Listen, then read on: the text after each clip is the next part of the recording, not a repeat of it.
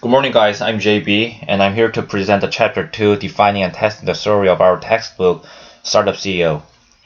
I like to do this presentation in English because first, our class is an English class, and second, the book is written in English, so I don't want to mistranslate any word from it.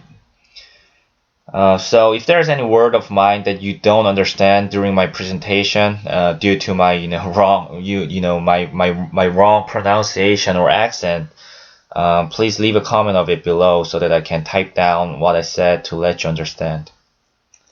So let's get it started.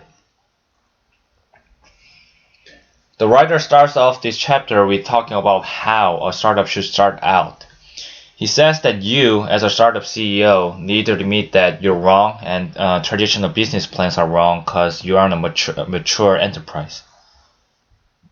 It means that a major enterprise can tell its story in an 80-page document with multiple appendices, as it has huge pools of resources and luxury of decades of data. They can also assume that their assumptions are correct. However, as you don't have any of them that I just mentioned, you need to tell your story on a single page and assume that their assumptions are probably wrong.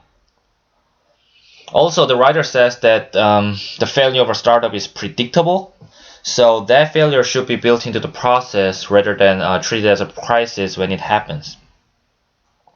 And it leads you on advice that you need to go out to market as early as possible so that you don't burn all your resources before the crisis happens. The writer introduces a lean business plan template that is for 3 purposes. The first of them is a single slide that you'll use to define your business model and underlying hypothesis.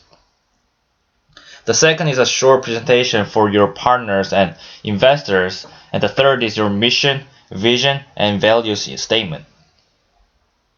He suggests using the lean canvas, which is his favorite template from a book, Running Lean, to de-risk your business plan systematically. So let's move on to the details of the lean canvas. There are 9 elements on the lean canvas, and each element has each assumption in their boxes. The first element of the lean canvas is problem. As you can see, the box is at all the way left of the canvas, which means it is a startup of a lean business plan.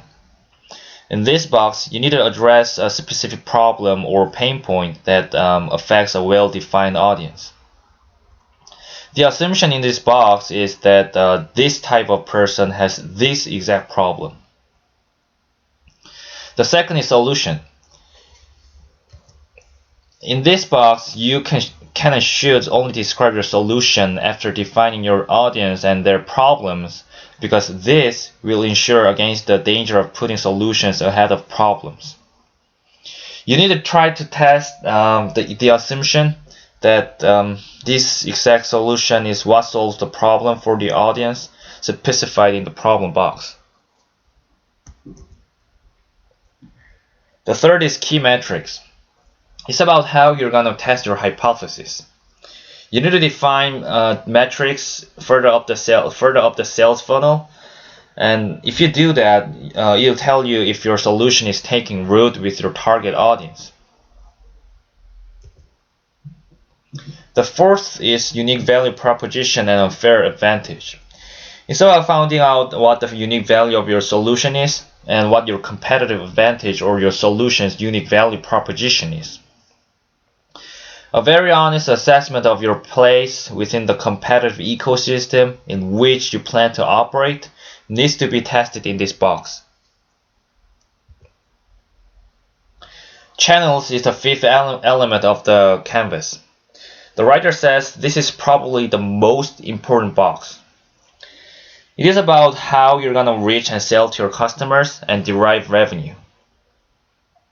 You can call it as the go-to-market plan, and that plan could be e-commerce, B2C, and so on. The next is about customer segments. You need to define your audience or audiences as specific and realistic as possible. This will start and help you to quantify your total addressable market, which is a critical element of your lean canvas to test something like how much your target customers will pay for your solution. You also need to pay attention to your indirect competitors or substitute products, because this will eat away your total addressable market in the future.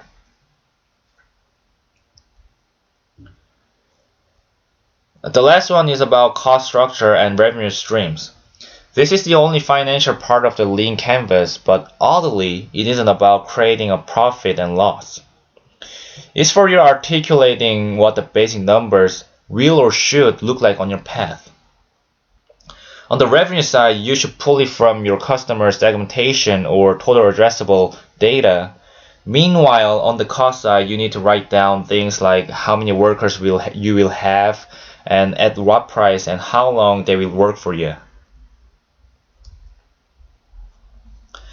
The writer wraps up the chapter with saying that the lean canvas is just a single page, but not only will it give you a clear statement of your current hypothesis in a format that's easily testable, but also bring your team into alignment around the same goal, that is about proving your business hypothesis and responding to the results.